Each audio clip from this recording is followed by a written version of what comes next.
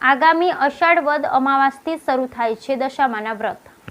જય દશામાં દશામાં વ્રત 2024 દશામાં વ્રત દેવી દશામાને સમર્પિત છે। તારીખ 4 ઓગસ્ટ માસ અષાઢ માસની અમાસથી પ્રારંભ થતા દશામાના વ્રતની રસપ્રદ વાતો। થાનગઢ વ્રત 2024 અષાઢ 16 અમાસથી શરૂ થાય છે। દશામાના પવિત્ર તહેવાર વર્ષ 10 સુધી ચાલે છે, જેથી ખાસ કરી મહિલા શ્રદ્ધાળુમાં ભારે હર્ષોલ્લાસ જોવા મળે છે।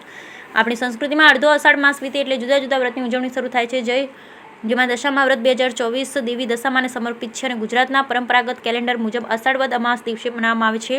દશામા વ્રત 2024નું આગમન તારીખ 4 ઓગસ્ટ માસ અષાઢ માસની સમાસથી શરૂઆત થઈ રહી છે, જ્યારે પૂર્ણાહુતિ 13 ઓગસ્ટ 2024 મંગળવાર થશે।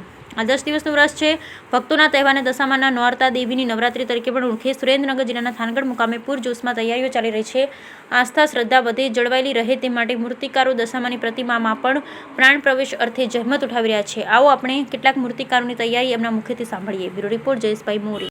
હું થાનગઢમાં રહું છું, એ વિસ્તારમાં થાનગઢમાં દશામાના વ્રતમાં મૂર્તિની પૂજા અર્ચના કરે છે। એ 4 વર્ષથી એ મૂર્તિને અમે શણગારવાનું કામ કરીએ છીએ। મૂર્તિને અમે નાનેથી મોટી સાઈઝને એ મૂર્તિને અમે સ્ટોન લેન્સ ફોટો એથી શણગારતા હોઈએ છીએ।